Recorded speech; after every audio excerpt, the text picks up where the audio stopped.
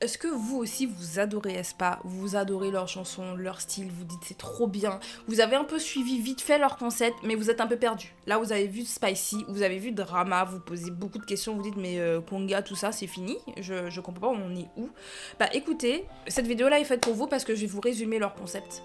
Donc asseyez-vous confortablement, prenez de quoi manger, on va discuter du concept d'aespa, en tout cas de la première partie du concept d'aespa. C'est parti. Let's secret dreams. Let's go. Music, music, music, music, music, music. Oh,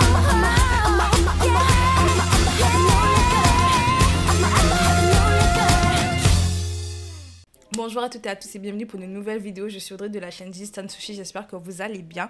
Écoutez, pour moi ça va très bien. Je vais parler d'un de mes groupes préférés aujourd'hui. Franchement c'est un de mes sujets préférés. Donc j'ai espoir de pas trop m'éparpiller. J'avais pris des notes, en tout cas j'avais écrit un peu, alors pas le script mais toute l'histoire en fait d'Aespa à travers toutes mes recherches. Il faut savoir quand même que Aespa est un de mes groupes préférés et vous le voyez dans mon background. Vous avez Karina, Gisèle, en haut on voyait pas mais on a Winter avec ça et juste derrière moi en grand on a Ning Ning, puis après on a Relais, les aespa en bas en tout petit. Vraiment je vous assure, aespa un de mes groupes favoris. Je les ai d'ailleurs vus deux fois. Une première fois petit I, j'ai fait une vidéo pour pouvoir parler de ma rencontre avec le groupe pour un fan sign à la Fnac et je les ai vus également au concert. Vraiment je vous dis, j'achète les versions en masse. Je vous dis aespa c'est mon groupe, j'en parle H24 et la chose qui a fait que j'adore aespa et qui fait que je les aime et que elles ont un truc en plus pour moi, c'est leur concept. Et je sais que leur concept est très particulier et peut-être un peu compliqué, on pourrait se dire mais Lissoman il a fumé quoi là parce que on comprend rien. Alors qu'en vrai tout est pas compliqué, leur concept est pas si compliqué que ça, mais il faut s'intéresser aux détails et c'est un peu ça la subtilité avec aespa et également avec les groupes de la SM Entertainment en général, c'est il faut vraiment regarder chaque détail. Il faut regarder les paroles, il faut regarder les MV et il faut également regarder tout le contenu autour. Parfois même les teasers. Et oui, dites-vous aujourd'hui dans ce que je vais vous raconter, on va utiliser des teasers et également des SMCU. Parce que je sais qu'il y a des personnes qui ne connaissent pas les SMCU. J'en ai déjà parlé avec d'autres fans d'aespa qui me disaient mais je comprends rien, qu'est-ce qui se passe et tout. Et j'étais en mode mais t'as regardé les SMCU? Et on m'a dit les SMC quoi? C'est là que je me suis dit bon, tout le monde ne regarde pas les SMCU et toutes les réponses sont dedans. En fait les SMCU c'est les films des clips. Parce que vraiment, vous lisez les paroles de toutes les chansons, toutes les title tracks d'aespa. Vous regardez les clips attentivement, vous avez toute la narration. Vous regardez juste Black Mamba, vous avez toute l'histoire. Mais bref, je vais vous résumer ça parce que peut-être que pour vous, ça va être compliqué. Surtout qu'il y a des termes en mode sync, hallucination, quest et kwangia. Vous dites, je comprends rien. On va tout remettre dans le contexte. C'est parti, je vais vous faire ça carré. Et je vais essayer de pas trop parler parce que dès qu'il s'agit d'aespa, je parle trop. Bref, c'est parti, on va commencer par le commencement.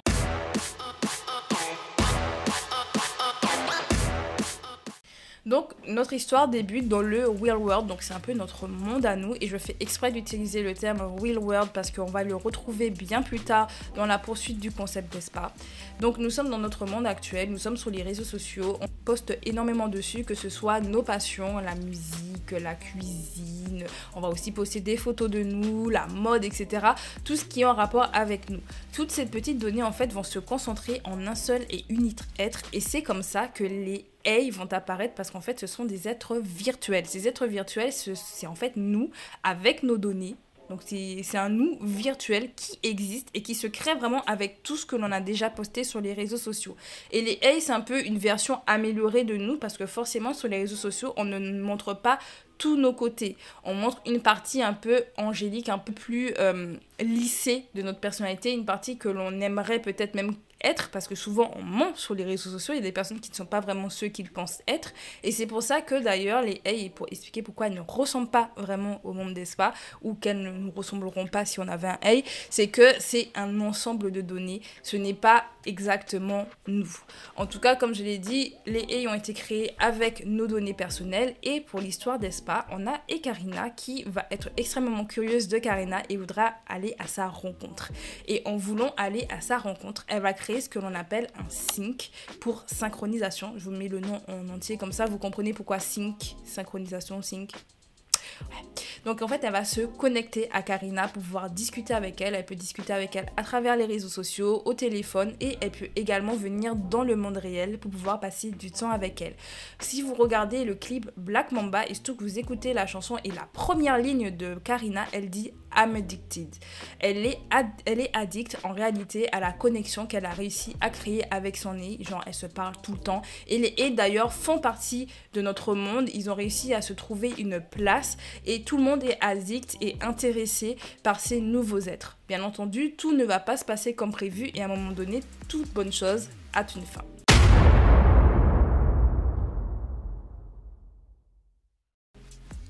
Du jour au lendemain, on va se rendre compte que les haies vont disparaître. Cette disparition, on va en parler, d'ailleurs c'est Gisèle qui va en parler pour la première fois et qui va utiliser la première fois le terme sync out, donc déconnexion, vu que le sync c'est la connexion avec les membres et le sync out c'est la déconnexion. Elle en parlera dans le teaser sync, si vous regardez Black Mamba, dans son rap, elle va parler de ça. Elle va commencer à demander à son nez où elle est, où es-tu, je ne te vois plus, et elle va utiliser le terme sync out. Dans Black Mamba également, ce sera également Gisèle qui va parler de cette déconnexion et du fait qu'elle n'arrive plus à contacter son nez comme elle arrivait à le faire auparavant. Mais forcément, qu'est-ce qui provoque cette déconnexion? Et c'est un peu ce sur quoi les filles vont devoir enquêter. Grâce à Nevis, donc Nevis qui n'est pas une haie mais qui est un être virtuel, elles vont pouvoir se connecter à elle et pouvoir contacter les membres d'Espa. Elles vont leur expliquer qu'il y a une déconnexion et qu'il y a quelque chose qui se passe. Et Nevis va leur proposer de venir dans son monde pour pouvoir enquêter. Mais Nevis, c'est qui? Et les haies, elles vivent où? Parce que là, je vous parle de tout ça, mais on se dit, oui, le monde virtuel, tout ça, mais on n'a aucune explication de tout ça. Donc, on va revenir sur des bases pour que vous puissiez comprendre où elles vont aller plus tard. Parce que sinon, vous allez être totalement perdus.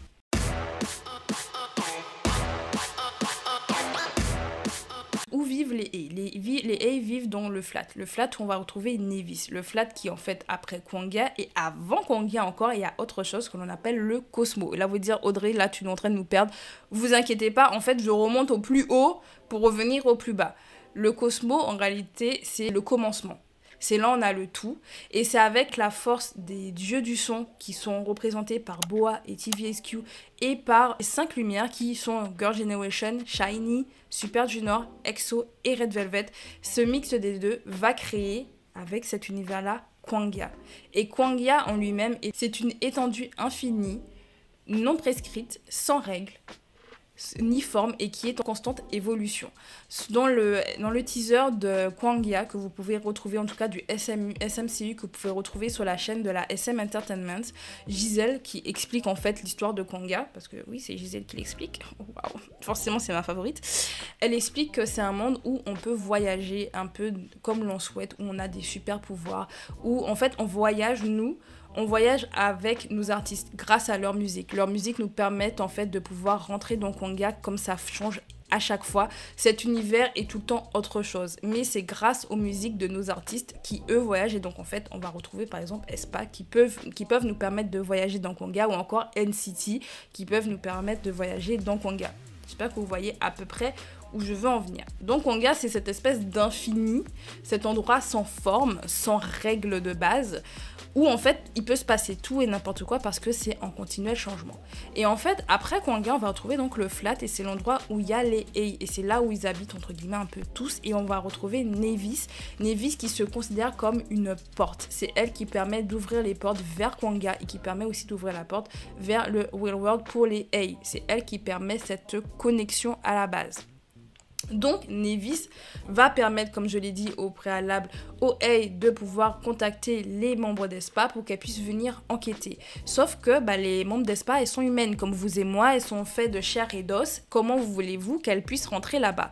En fait, elles vont faire un nouveau type de connexion qui va s'appeler le sync dive.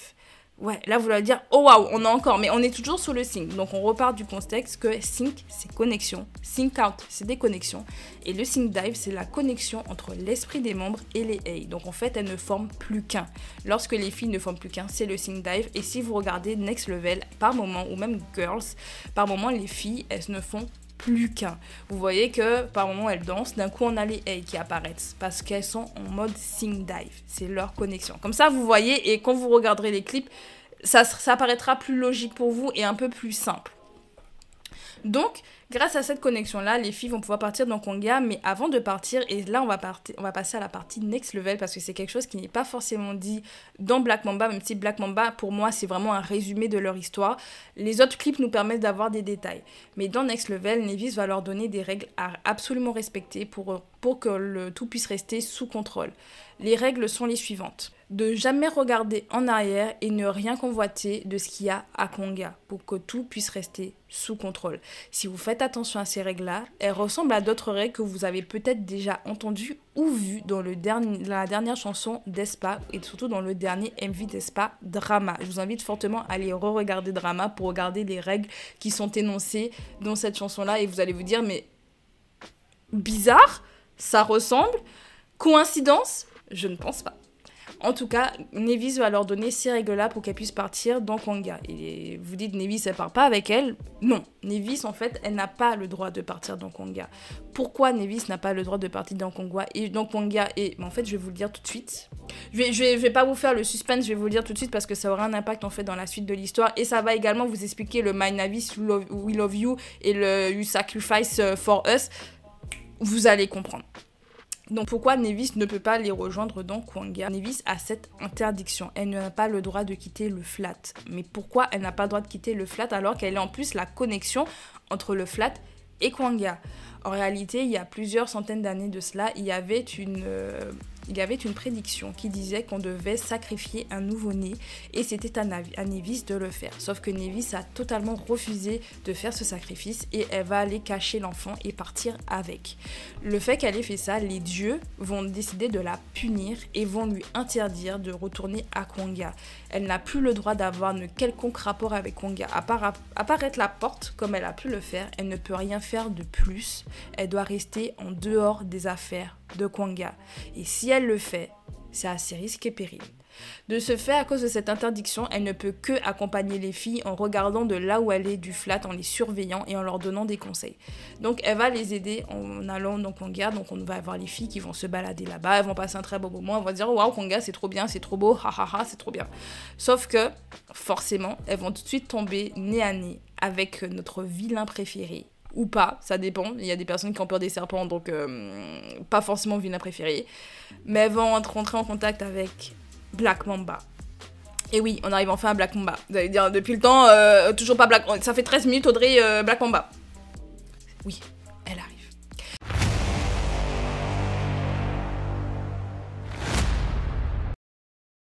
Et pour vous donner un peu, parce que moi j'adore les petites connexions et j'ai vraiment envie que vous fassiez attention à ça, dans Black Mamba, elles sont dans un métro. C'est un métro en fait parce que les filles voyagent dans Konga. Et en montant dans ce fameux métro, Gisèle va remarquer quelque chose. C'est quelque chose que l'on voit dans le SMCU pour précision. Elle va voir écrit justement pour la première fois le nom de Black Mamba, mais elle ne saura pas ce que c'est.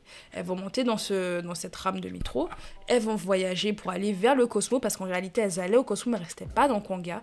Et c'est là qu'elles vont donc tomber nez à nez avec Black Mamba qui va manipuler le tout et qui va les plonger dans une hallucination que l'on va appeler la Hallucination Quest. Et là nous passons à Savage, parce que forcément tout avant c'était Next Level. Là nous passons à Savage. Dans Savage, en réalité, dans les paroles, je fais exprès de vous le dire, je vous conseille fortement d'aller le regarder. À un moment donné, elles parlent justement de cette hallucination-là et elles en parlent également dans leur B-side de leur premier mini de Savage. D'ailleurs, il y a une version qui s'appelle Hallucination Quest, je crois, si je dis pas de bêtises. Ce qui est encore plus fort. Franchement, la SM, ils sont forts. Bref, je vais pas commencer à m'extasier sur leur concept, sinon on va pas finir. Bref, en tout cas, tout ça pour dire qu'elles vont se retrouver dans une certaine hallucination qui représente leur peur, leur plus grande crainte. Et leur peur et leur plus grande crainte, dedans, on va le connecter également avec toute la haine que les filles se sont pris à leur début. Que ce soit la haine des médias, la haine du public, elles se sont pris beaucoup de backlash à leur début et tout ça va être représenté. On va le voir par exemple avec Ning Ning où on voit beaucoup d'émojis négatifs, des émojis qui vomissent. On va avoir Gisèle qui se retrouve entourée de personnes qui la jugent. On va retrouver également Winter qui essaye de s'extraire de personnes qui essayent de l'attraper. Enfin bref, elles vont tous se retrouver en face de cette espèce de leurs peurs les plus profondes. Et durant cette hallucination-là, Black Mamba va essayer de manipuler les filles et elle va surtout essayer de manipuler Karina en prenant possession d'elle-même et en la faisant croire au départ Elle va se déguiser et va lui faire croire qu'elle est Karina. Bien entendu, Karina n'est pas dupe et elle va tout de suite comprendre que ce n'est pas Black Mamba. Sauf qu'elle-même va lui dire, mais est-ce que tu es sûre de ne pas vouloir supprimer les A? Parce que oui, le principe de Black Mamba, c'était de pouvoir monter les A contre les membres et contre les êtres humains. Parce que c'était son but initial. Et pour le faire, elle s'était dit que si elle arrive à manipuler Karina et qu'elle la pousse à supprimer les A, ben ça prouverait que les humains n'en ont rien à faire des A, que ce ne sont que leurs esclaves, parce que c'est exactement ce que Black Mamba ressent en réalité. Pour elle, elle a cette impression que les humains utilisent les A à leur bon vouloir et qu'ils n'en ont rien à faire d'eux et que s'ils ont envie de s'en débarrasser, ils le feront. Et pour le faire, elle dira à Karina, mais Karina, elle est mieux que toi, elle est ta version parfaite. C'est toi, mais en une meilleure version de toi-même. Elle va te remplacer. Et ça, c'est vraiment cette espèce de crainte. Et c'est quelque chose également que le public disait eux-mêmes. Et continue de dire avec l'arrivée des IA. Donc c'est vraiment une question qui est très actuelle en réalité. Parce qu'au départ, et si vous faites extrêmement attention au début, vous pouvez retrouver les forums à l'époque quand ça parlait d'ESPA. Vraiment, moi, je vous dis, je me rappelle encore de cette discussion où les personnes disaient, mais en fait, le fait de créer des IA, et je vous dis, c'est encore une conversation que l'on a encore aujourd'hui, en créant les IA et des personnages virtuels, ça fait qu'à la fin, on n'aura plus d'humains pour chanter pour nous-mêmes. Et on va remplacer, comme justement, ils peuvent pas être malades, ils auront jamais de polémique. En fait, il n'y aura jamais rien autour d'idoles virtuelles. C'est vraiment le meilleur. Et le fait qu'on parle de ça, mais en fait, on va te remplacer. Toi, tu as travaillé très dur pour pouvoir être là où tu es. Mais elle est parfaite. C'est toi en mieux. Donc le fait qu'on remette ça, pour moi, c'est un plus. Et c'est vraiment pour ramener cette conversation-là. Et surtout le fait que Karina ne tombe pas dans le panneau. C'est également pour pouvoir prouver que non, en fait, on ne peut pas les remplacer parce que Karina a son unicité. Elle est unique, c'est Karina. Et justement, les mondes d'espace, c'est les mondes d'espace. Et les humains sont les humains. Ils ont quelque chose d'unique qui fait qu'on ne peut pas les remplacer. Même si ils sont parfaits, il y a quelque chose qui ne pourra jamais remplacer l'être humain. Petit aparté, j'avais besoin d'entrer dans ce petit débat. Oui, Oh, mais je vous dis, leur concept est incroyable. Bref, donc au final, Karina va quand même se rendre compte que Black Mamba la manipule et elles vont toutes sortir de leur hallucination et commencer à se battre contre Black Mamba. Elles ont toutes leurs pouvoirs, donc Ning Ning, elle, c'est une hackeuse. Elle va pouvoir manipuler un peu les données pour pouvoir créer des choses. Giselle, elle contrôle les formes. Winter, elle a des armes, donc elle a un katana ou parfois un flingue. Voilà, c'est Armenter. Winter, Armenter. Voilà, comme ça, quand vous allez écouter également les B-sides là, de Savage, vous allez mieux comprendre. Winter, Armenter, Karina, Rock Punch, parce qu'elle donne des points un peu d'acier. Ning Ning, Idie et Cœur, voilà. Voilà. Comme ça, vous comprenez les paroles. J'essaye vraiment de vous contextualiser pour vraiment que vous ne soyez pas perdus. Bref, donc elles vont donc se battre contre Black Mamba à l'aide de leur pouvoir autant qu'elles peuvent. Malheureusement, Black Mamba est très forte et elle récupère les données d'un peu partout pour pouvoir rester en forme. Mais les filles, elles commencent à fatiguer et elles commencent à être en danger. Et Nevis va s'en rendre compte. Et quand Nevis va s'en rendre compte, elle va décider de partir sous Kwanga malgré les interdictions pour pouvoir leur venir en aide. Donc, avec la venue de Nevis, elles vont réussir à gagner du temps. Sauf qu'elles se rendent compte que Black Mamba, elle devient de plus en plus forte en prenant de plus en plus de données. La seule solution que les filles vont trouver et que Ning Ning va trouver avec Giselle, c'est de repartir dans le monde des humains pour pouvoir hacker et essayer d'empêcher à Black Mamba d'avoir le plus d'informations possible. Malheureusement, quand elles vont donc se déconnecter et qu'elles vont repartir dans le monde des humains, elles vont se rendre compte que c'est pas possible. Elles n'arrivent pas à hacker autant de données. Et elles se sont dit, mais en fait, on peut pas l'empêcher de prendre les données, mais on peut lui en envoyer. Et en fait, elles vont la faire un peu imploser en lui donnant beaucoup d'informations, qui va faire qu'elle sera affaiblie et avec l'aide donc de Karina et de Winter. Et donc, c'est des choses que vous voyez dans Savage et dans Girls et également en réalité. Non, pas dans Black Mamba, mais que vous voyez dans Savage et dans Girls. Elles vont donc se battre ensemble pour pouvoir détruire Black Mamba. Et là, on se dit, Black Mamba, elle n'est plus là. Sauf que, dans l'histoire, on a une Nevis qui est venue et qui a enfreint les règles. Qu'est-ce qu'on fait ? Parce que là, c'est bon, on peut retrouver nos connexions. Black Mamba n'est plus là pour les empêcher. Mais Nevis, on fait quoi ?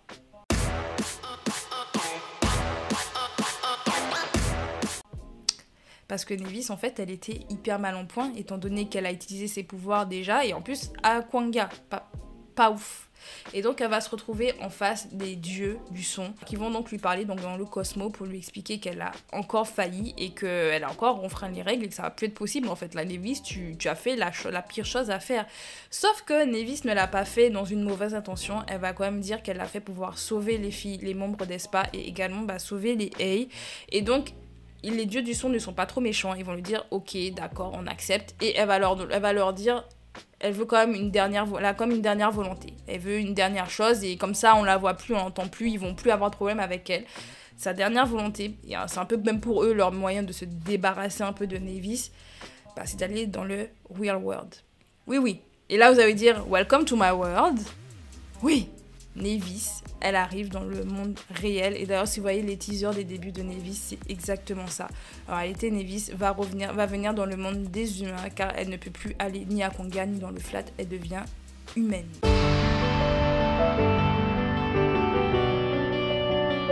Et donc, l'histoire d'Espa va donc se poursuivre dans le Real World. Et c'est pour ça que nous ne sommes plus à Konga, c'est qu'elles sont actuellement dans le Real World.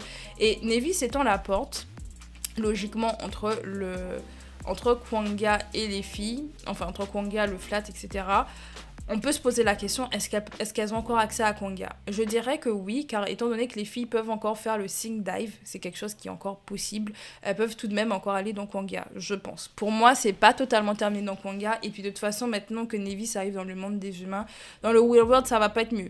Vous inquiétez pas, dans le Real World, on l'a déjà vu là avec Spicy et Drama, il se passe des choses bizarres. Donc l'histoire continue.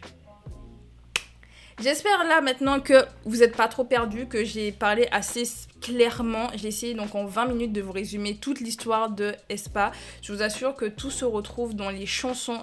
J'avais même noté, alors là il y a plein de choses que je n'ai pas dites, mais vraiment j'avais même noté des paroles de chansons parce que les paroles, que ce soit de Next Level, de Black Mamba, de Savage et de Girls, toute l'histoire est racontée dedans. Vous n'avez même pas forcément besoin de regarder le SMCU pour pouvoir comprendre ça. Par contre, le SMCU permet de comprendre en fait ce qui se passe par rapport à la suite. Parce que forcément, en fait, à la fin du dernier épisode du SMCU, on a l'histoire de Nevis. On voit Nevis justement avec les dieux et on voit qu'elle va partir dans le Real World. Et tout en sachant que Nevis elle-même va dans le Real World, on sait que la suite va se passer là-dedans. Ça, vraiment, le SMCU, pour moi, c'est la partie détaillée. C'est-à-dire que si la musique et les MV ne sont pas assez clairs pour les fans, le SMCU permet d'expliquer. Je vous assure que tous les SMCU que j'ai vus, moi, je me faisais mes propres théories.